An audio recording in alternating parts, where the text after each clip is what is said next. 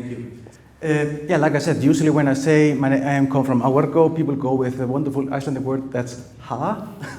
And well, let me tell you a little bit about ourselves. We are a small Icelandic company, been around for a few years, and we are in the cybersecurity business. We are focusing on the human factor of the cybersecurity part.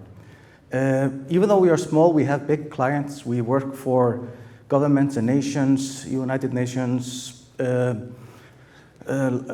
Mondelez, one of the largest food manufacturers in the world. And what's most important for us, we have partnerships with Deloitte and PricewaterhouseCoopers. And when they send out their cybersecurity advisors in the field, they're using our content and our system in the background. So they are basically reselling for us. So we are a huge company, even though we are small. Yep. First of all, what I'm talking about today is the cybercrime.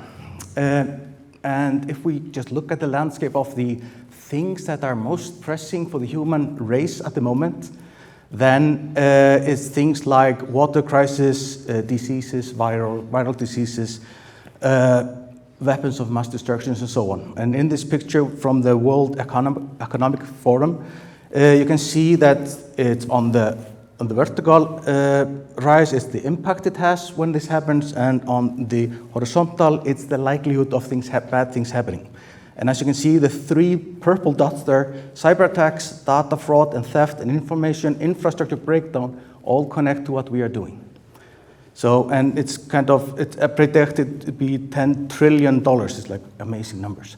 And even though we are talking about travel today, this is a global thing. It's affecting all industries, but I'm going to put a little focus on travel here. But since the COVID has kind of went away, now the travel industry on the rise, and at the same time, cybercrime in this industry is rising like crazy. And then we hear about these kind of things like, oh, it's not that bad. It's mostly the big boys that are affected by this. Does it really affect my small company? Yeah, it does. It kind of can do, because if you have a major breach, it can actually, in 60% of small and medium-sized businesses, go out of business in a couple of months, 6 months. So this is like huge numbers. And with the larger companies, even though they will survive it, like the hotel chain that Ástor mentioned earlier, it's actually a good example of this, they do suffer severe consequences. And these are like the governmental fines that are predominant if they are not handling their things correctly. And the new GDPR regulations that state that all companies that are using personal data, and they need to secure it, they need to train their employees and so on, if they fail to do so and have a major break, they can be fined up to 20 million euros or 4% of the total global turnover of the preceding fiscal year, whichever is higher. So these are amazing numbers that are fining. And just to put it in context for you, with a little Google search, I found out that Iceland Air in 2019 had this $1.5 billion in annual turnover. That would mean if they had a breach, they could be fined to up to $60 million US dollars. Million US dollars. This is like losing a plane. It's like a plane would go down, but if that would happen, they would be insured. They are not insured for this. So this is like huge impacts.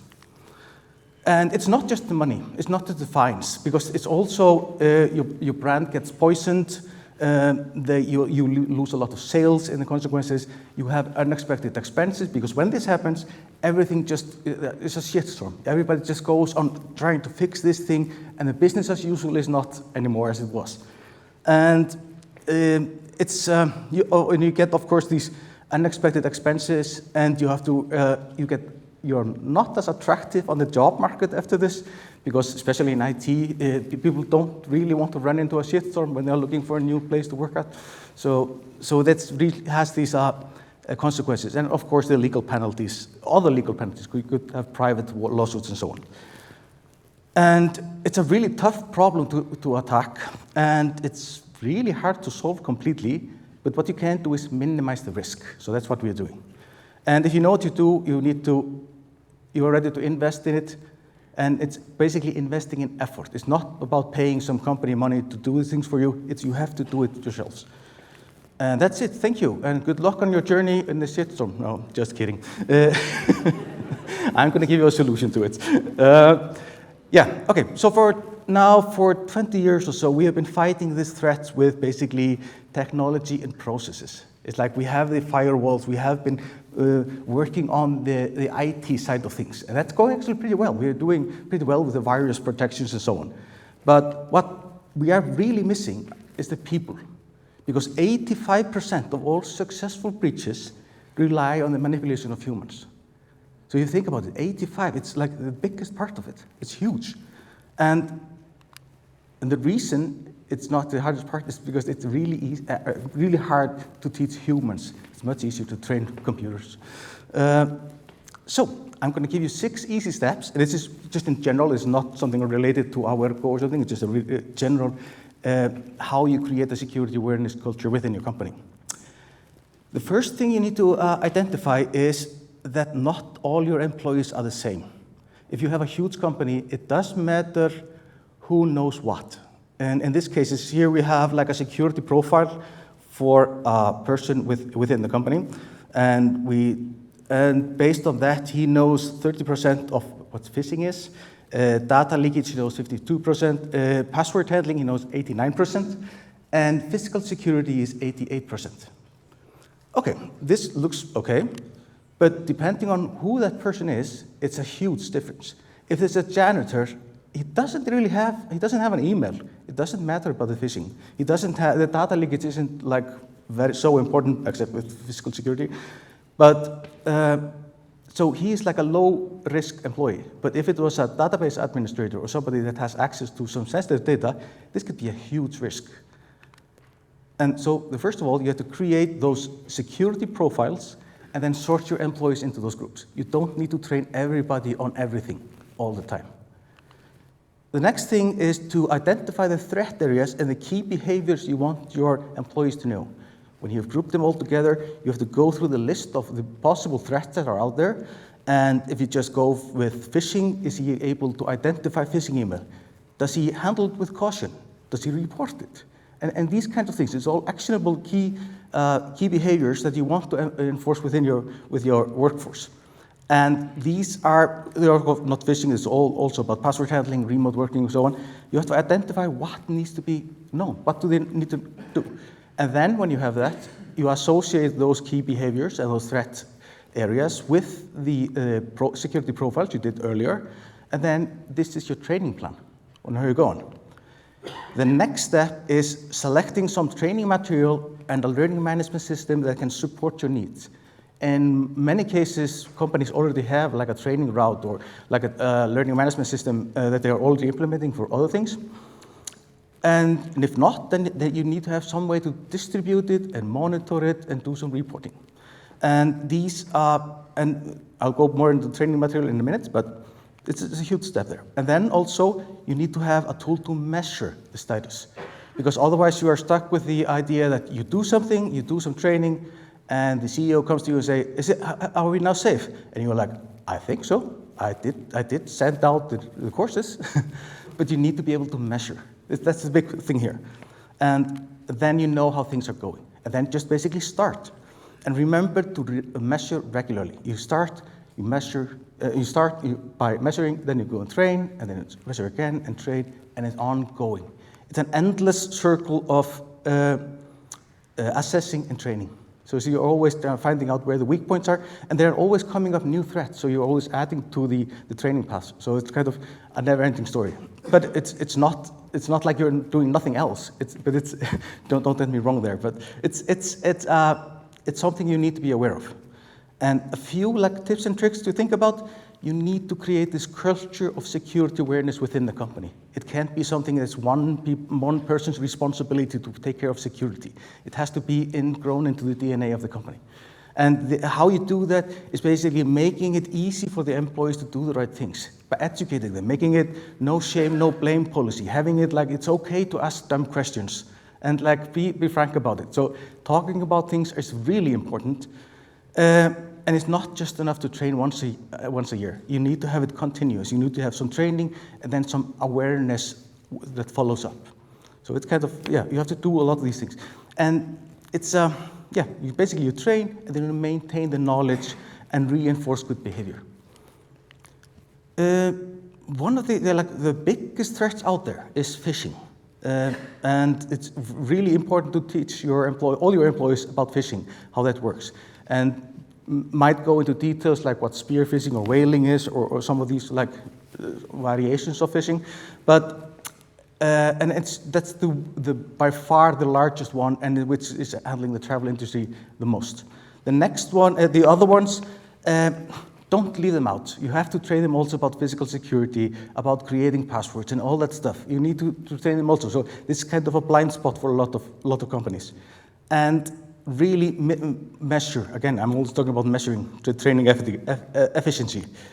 Another thing, it's hard enough to have set out these trainings where you are forcing everyone to go through some training materials, and it's often very boring.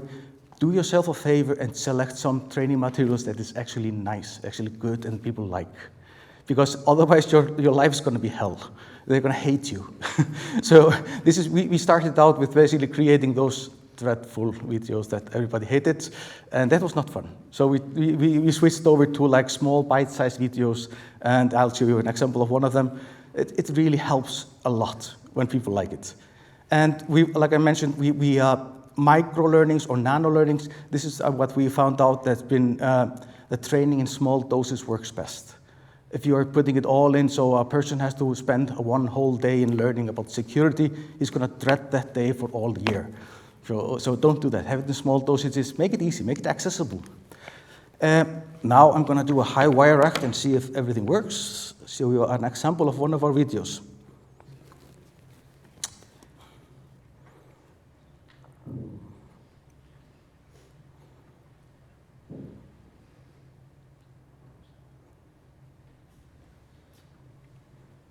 And while we're waiting for it, I'll talk a little bit about the setup of it. We're using basically marketing techniques, and we have this, it's always short stories telling about a certain threat and some spin on it that kind of makes it memorable. And this is a trick we learned from advertising, actually, and it's always 1 minute long. Okay, we're good to go.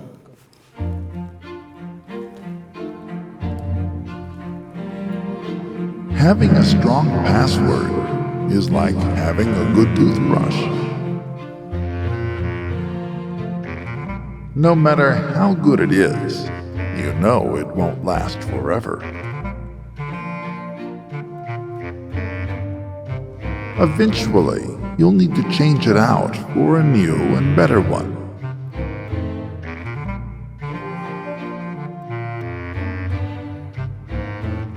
And just like a good password, you wouldn't lend your toothbrush to anyone else, would you?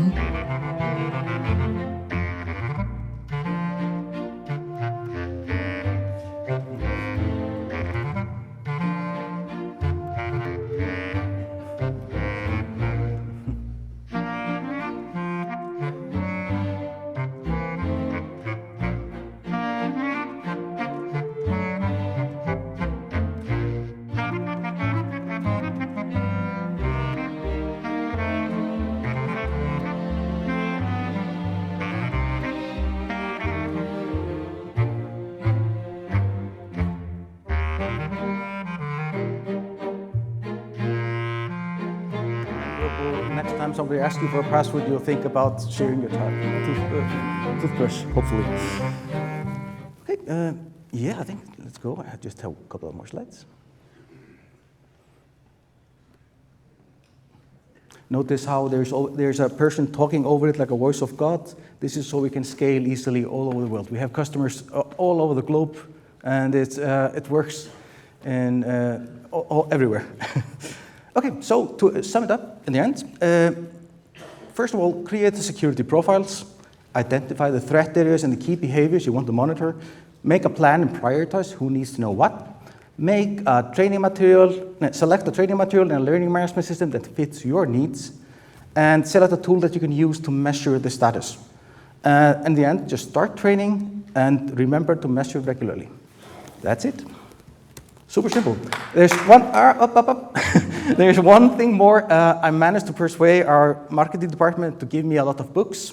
We are, if you know the dummies series, the yellow books, We have these Cybersecurity for Dummies that I'm giving away upstairs. It's by the door, and you can just please take a copy. And I promised to give them some email so they could contact someone and sell someone something. So if you could do that, it would be awesome. But please have a copy upstairs. Okay, thank you.